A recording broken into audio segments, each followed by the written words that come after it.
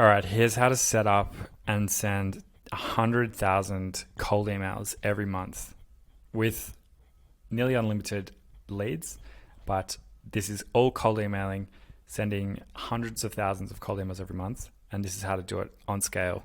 It could be actually more than this, but yeah, let's just start with this. This should definitely be more than enough for you to get started. So let's get into it.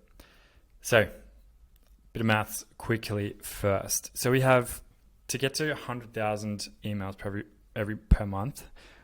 For sending, we need 60 domains. That means 60 new domains that will be attached to your main domain.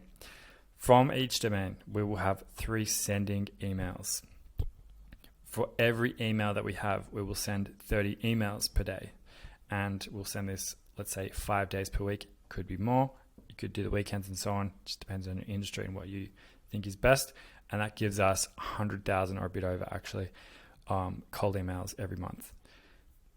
So here's how you do it. So we'll be setting up inboxes in Mailforge.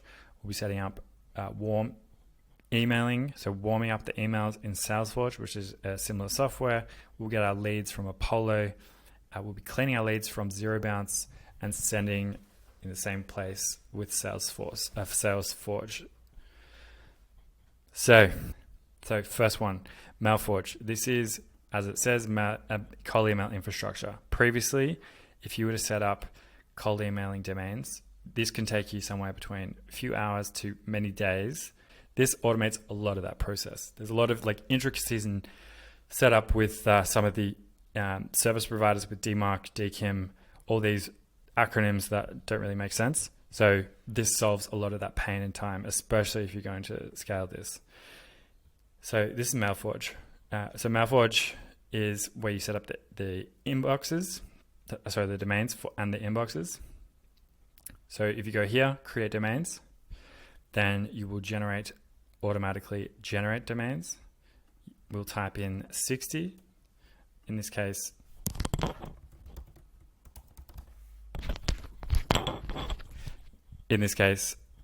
my company domain, my main domain, generate domains.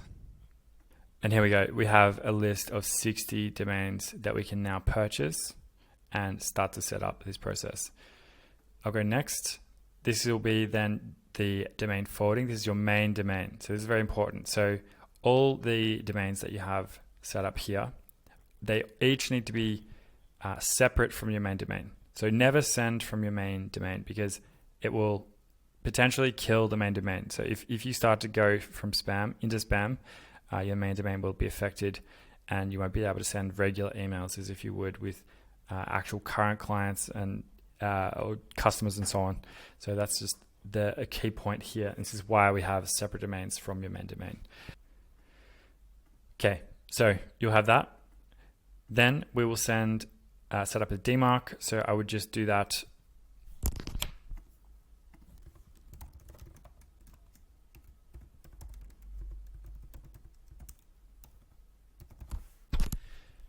Something related to your main domain. That's just a receiving, so you can start to receive the DMARC reports. These are probably not super interesting for you in the early stages. It does give you information on if emails are being delivered and domains are being set up properly and so on. And this will have quite a few emails, as it mentions, with some warnings and so on that you receive most days, maybe 2-3 times a day. So you can just set it up something like this. We go next. Contact details, also very important. Going on for next, I won't go through this particular checkout just because I've already purchased some domains, so I'll just go through the ones that I already have but pretty straightforward for checkout. Okay, here's some I prepared earlier. So we have already some domains that I've set up, are warm and sending emails already, so I won't show you those, but I have already one domain that is not prepared yet that I can go through and demonstrate to you.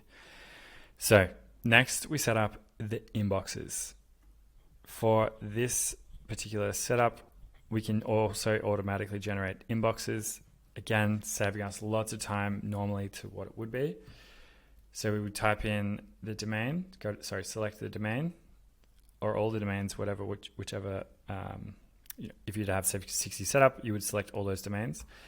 We're setting up 3 inboxes per domain.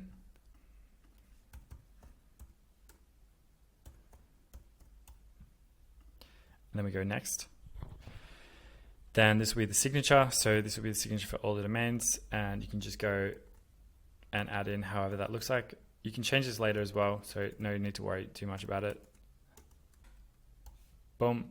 I wouldn't include links in this, just keep it as is. Links tend to make spam pick it up more, and so it's less likely to be delivered or to the recipient. So just keep it out.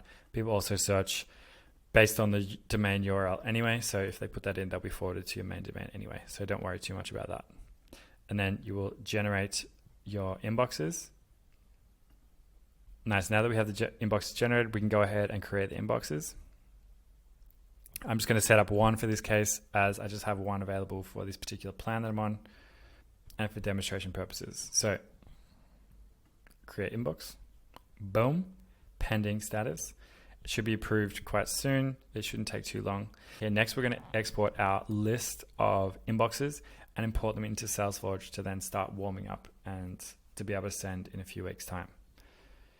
So this whole process does take a little while because it needs to be a warm-up period, which takes 3 weeks. So once you've set this up, you can just sort of forget about it for a little while and work on other things and come back in 3 weeks and it should be prepared and ready.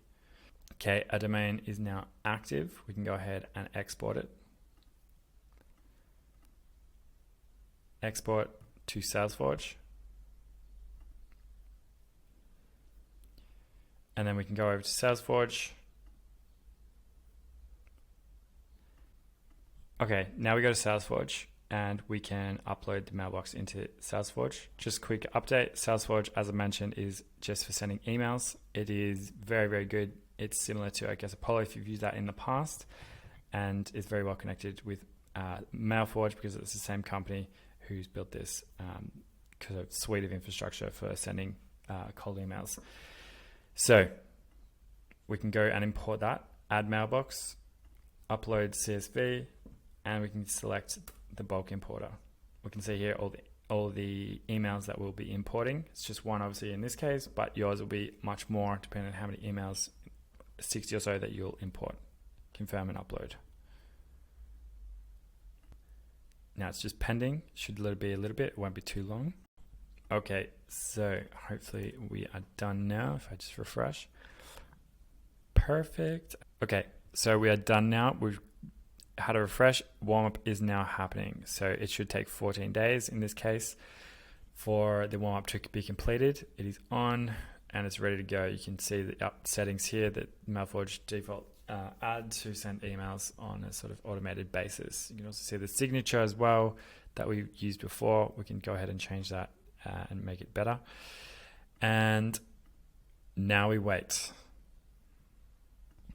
But during this time, what we can do is we can go ahead and get our leads prepared. So let's go ahead and do that. For getting leads, we're going to use Apollo.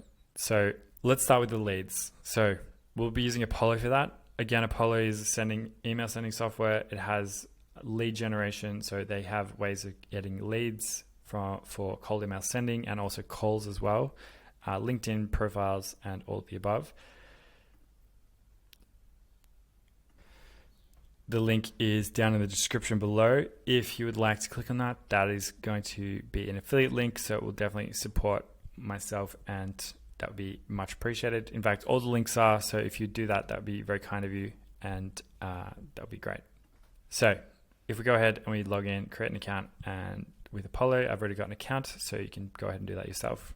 Okay, cool. Now that you have your Apollo account, you're going to go ahead and start searching for leads. Firstly, we're going to set up status leads, status for the emails on verified. That way you only get verified emails, but then again, we'll have to check it. It's a sort of a double check just to make sure that we are not bouncing emails and not hurting the domains that we've just purchased as well. So verified emails, we're going to go with employee numbers. Let's call it just say small businesses, maybe even predefined to be 2 to 50 people in the company. So it's not just solo freelancers, it's more than that. So then we're going to go industry. We're going to say graphic design, for example. So we'll be targeting design companies in the US. Perfect. So we have a big list here already that we can start to search from. We can start to filter even more. You're going to have to play around with that yourself to know exactly like what you'll need. Now to export emails and access emails, you will need to be on one of the plans Apollo has. You can export up to 1,000 or 1,500 leads for the first plan, which you can do by just selecting and then adding and saving to a list. We're going to create a list here.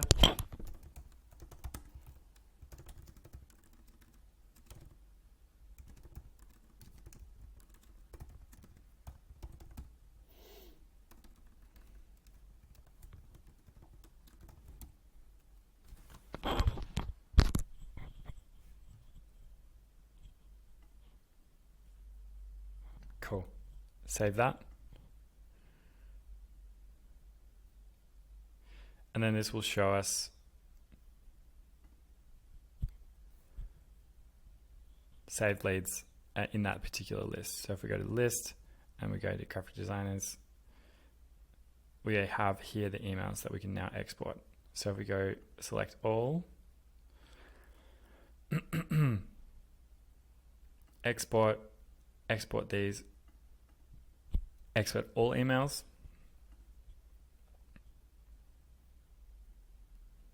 and we'll download those. Now, if you are looking for unlimited leads, there are specific ways that you can do that without actually paying for Apollo. I'm not going to go into details on this, but if you look up this video on YouTube, you will find the details there. And this guy will walk you through how to do that. Okay, now that we have our list that we will be using to send emails, we need to clean it and verify that the emails are all good to go. So we'll be using another piece of software for that, and that is ZeroBounce. Okay, now that you have your list, we're going to clean the list even further to verify that the emails are good and good to go. So for that, we will use ZeroBounce. This is a really great software for doing that and for checking if emails are correct and active. So what we'll do is we'll go in and create an account. Now that you've got your accounts, we will then validate the emails. So go here, validate new list, and we will drag our newly created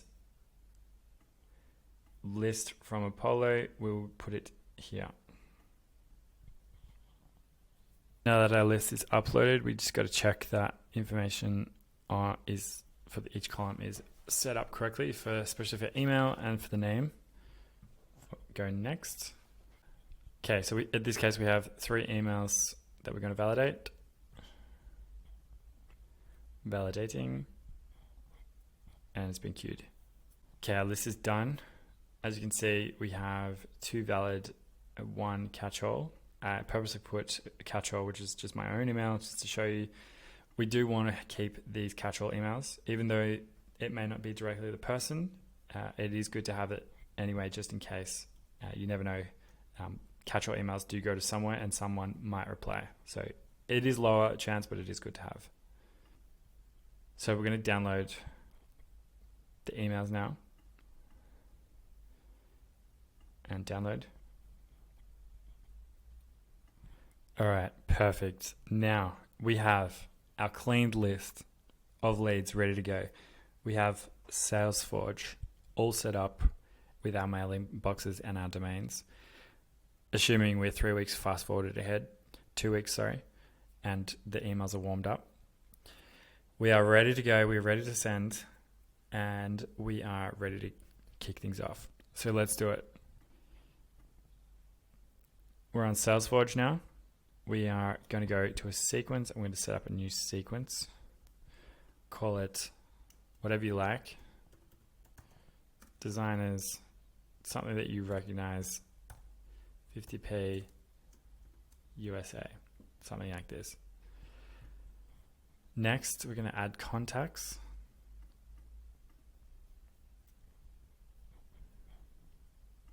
We're going to import contacts up here and add contacts, upload a CSV, and we're going to upload the contacts that we have just verified from ZeroBounce. We'll need to add tags. This helps us to find those contacts again. Just put a few things that you think are relevant for that particular contact group. That way you can find them and separate them from the rest. It's a little bit different to how Apollo would work. Apollo uses lists. This just uses tags. It's the same sort of concept. Or in this case, we're just going to do design as test. Great. Now we have to map our CSV that we've uploaded with the contacts information. All looks good. You can add custom variables, which is also helpful for certain things if you need. On Fiverr, it's also good to get someone to also add in customized, personalized one-liners as well. This can also a little bit be done in Mailforge, in Salesforge, although I haven't used it too extensively just yet. Having personalization obviously just makes it so much better and so much more real than just a generic email. But it's not a necessity for people to reach people. Now import. Oh, email invalid. Un momento, per favor.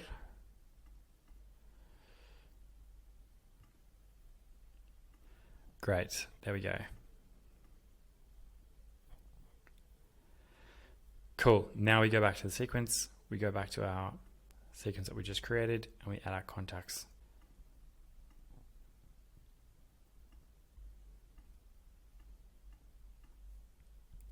Add contacts. Okay, so add contacts, all added. It's also LinkedIn links as well. Salesforge then asks for validation. You don't have to do this. This is also possible to do instead of doing ZeroBounce. I've just not used it. I just trust ZeroBounce, not that I don't trust Salesforge. I just think they have a really great product that's focused on that. So I'm sure I'll use it in future. Okay, so next we are now building the email sequence. So this is what you would be working on during the warm-up of the domains and the emails. This is what you work on with both getting the leads, as I mentioned before, and this is the copy for the sequence of emails that you'll be sending out for your campaigns, or one campaign in particular for this one. So I'll just walk you through how I think about it and what I've done here. I've copy-pasted this. This one pre-filled. I've just paused and copy-pasted this. So starting off, everything needs to sort of flow as if you would be talking to a person. This is going to a person, so it needs to be real, you know. So I sort of think about things in different ways. Just start off there. Firstly, there are many different ways of structuring your emails and writing your emails. There's no right or wrong necessarily. Some things will work better for other audiences and other people, and some things will not. So it is just a matter of trial and error, but this is sort of something that a campaign that I've been working on recently that has done quite well. So I'll just sort of give you an idea about that. So firstly, hey, first name. So this is personalization. This is sort of where you have the variables that you can change. And as we sort of discussed before, you can add custom variables such as personalized one-liners. So just a quick side note on personalized one-liners. Salesforge has AI personalization for this. I don't find generally AI personalization to be that good. So I would usually use speak with someone on Fiverr, and they can go through a list that I have already, clicking through either their LinkedIn or other socials, or Googling them to find and write a quick one-liner. Hey, I really like that post on this. Hey, I like that post on that. Hey, I like that podcast. Whatever it is, just makes it obviously more real, you know, less spammy. You don't need this. This is not, of course, like a necessity. It does help improve the response rate. But yeah, reaching out. So hi, first name, I hope you're doing great. Reaching out to help companies provide X value. So in this case, we plant trees and fund climate projects on autopilot each month. In other words, by solving X again, or by solving X, we'll plant forests on behalf of company variable. So whichever company variable that is on the spreadsheet, the lead list. As a perk for employees. So then you have to show, really need to show value. This is and credibility. So this is important. So in this case, we've planted 70,000 trees for customers, and so we include that in the email. There are other things we can include as well, but I've tried to keep this as short as possible. Without these fillers, it's much shorter. Would you be open to this for your company? So then it's just a yes or no question. Makes it easier for people to respond rather than asking, to give an essay or something like this. Following up, so kindly bumping this. Any thoughts? And that goes 3 days later after that. Again, trial and error with all these things. We could do 4 days on that, 3 days on that, and maybe 6 days on that. So here we go. So the next one is kindly bumping this, and that goes 3 days later. 4 days after that one, we have a new sort of subject line, a new email. I won't go through all these in very detail, but you can pause and sort of read yourself. Effectively just providing value on each side to explain more about the product or the value and the solution that we're providing. And again, just following up, just seeing if you saw this, and then at the end, just a final last email to say this is the last email, and promise, this is the last email, just so you know, we won't be contacting you again. This, does create some sort of, look, we need a response, or that's it. And it does help at times to have that sort of final call to action. Please just let us know. If not, no worries at all as well. So this is a 5-step sequence. You don't need to have 5 steps. It can be 4, it can be 3, it can be 2, it can be probably not 1, but it could be 2 or 3. So this is, you could remove this one, for example. Probably not necessary to have this. Maybe just a quick point on this, but you can add things like sent from iPhone, which again, make it look more real. I've done this in the past. It just really depends on the audience. And whether it's actually, something that, makes it actually get someone to respond or not. So you really have to just follow the data on that.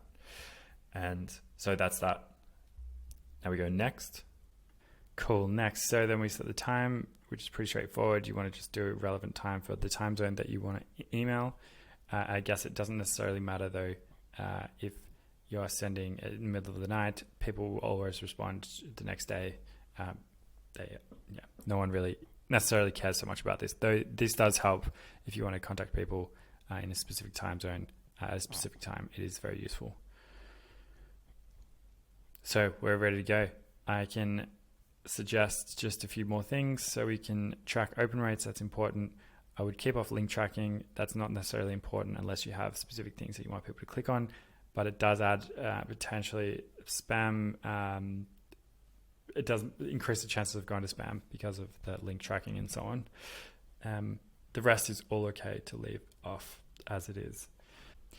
And if you want to take things to the next level, this also does reduce spam as well. If you click on just send it as plain text, you don't get any tracking, so you're not sure exactly you're not getting any feedback on how the campaign is going or not. The only feedback you have is if people are actually responding to your emails, but you don't know if actually people are opening it or not. We would then launch the sequence and I would start sending emails. And here's an example of a campaign that's running now. You can see that in the first few days it sent hundreds of emails. There's been a bit of a break because I haven't got enough contacts on this particular campaign to keep up. So it's starting to send emails again today because there was a short break in between when the emails were being sent and also over the weekend as well. So things will start to ramp up again, but I should be adding more contacts, more leads, and And so if you're sending 100,000 emails per month, that means you need many, many, many leads in order for it to keep up or to keep up with the actual the amount of emails that you can send. I hope you found this really useful. All the links are below for Mailforge, Salesforge, ZeroBounce, Apollo, and they are affiliate links. So if you do click those and you do use the product, that would be helpful, very helpful. Obviously, I get a kickback for that, so that'd be fantastic. They are all really great products, so I can vouch for all of them, not just because they're affiliate links, but because they actually are very good. And I use them myself, as you can see. Any questions, just let me know. Happy to answer them, and good luck.